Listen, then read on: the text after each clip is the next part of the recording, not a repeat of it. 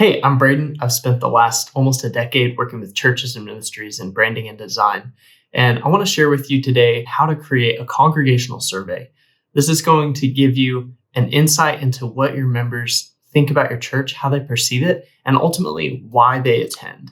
So the whole goal of the survey is to uncover that and capture those less tangible aspects of your church's identity. So why would you want to understand why your church members attend?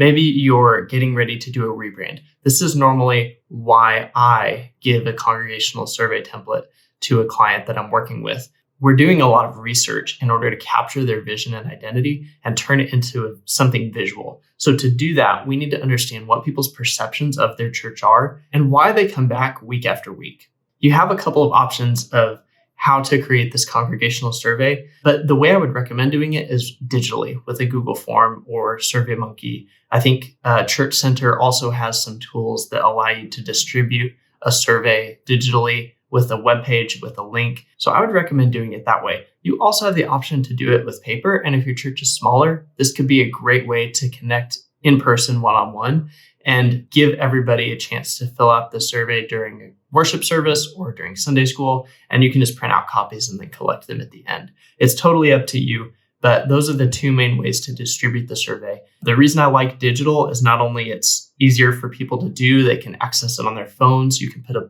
QR code in your bulletin and they can just scan it. But it also helps you to analyze the results when you're done, rather than trying to read through and maybe type up and transcribe all of the different responses, especially with it being a qualitative survey where people are going to be able to write short answers. That can be a lot to type up. Doing it digitally actually gives you access to a lot more analysis on the back end. Let's get into how to frame the survey. I like to start it with a letter, and I recommend churches do this rather than it being, hey, church family, please answer all of these questions, and we're not going to tell you why. You can actually give them insight into behind the curtain, behind the scenes of what you're doing, why you're conducting the survey, and how their input is going to be valuable in shaping the future of your church. It'll help them to see the importance and the value of a survey like this. So start it off just by thanking them for being part of the process, telling them why you're doing this, and then you can jump into the questions.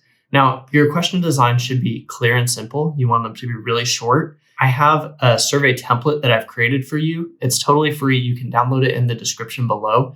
And it'll show you kind of some example questions, and it'll give you something to start with so you don't have to bootstrap it from scratch. The questions should be really straightforward, but I like to start at the top, very shallow and surface level, and then drill down deeper and deeper as you get farther down the survey. So the first question I have on here is, what initially drew you to our church? What keeps you coming back week after week? If you were describing our church to a friend or a neighbor, what would you say? What words and phrases would you use? How would you describe the atmosphere during a typical service? What 3 adjectives describe how you feel when you attend our church? I'm not going to go through all of these, but you can read them in the template. At the end of the survey, ask them, where do you see the most room for growth in fulfilling our mission, or the most room for growth in whatever your goal of the survey is? You don't just want to say, what do you think we're doing well? You also want to understand, hey, what can we work on? Where are some things that we're deficient in, that we're lacking in? It's better to know than to not know. And you might be surprised at what some of these answers are. The last thing to note with question design is don't ask leading questions. So rather than saying, do you feel like we're doing a really good job emphasizing discipleship? You can say, hey, what do you feel like we're doing a good job at? What do you think that we're really emphasizing and focusing on? That way, it's a little bit more open-ended. You might not even realize you're biasing the results of the survey. Okay, I included a page here at the end that you may or may not want to use, but if your data is incomplete on who your church members are, how long they've been coming, what their age range is, that kind of thing, you may want to include this just to help gather that data all at once rather than doing another survey later. Let's see, you've distributed your survey now, you've gotten all the responses back, and now you have to analyze the results. I highly recommend copying all of your survey responses with the questions and pasting them into ChatGPT. Tell it, hey, give me a summary of the key themes that these responses represent.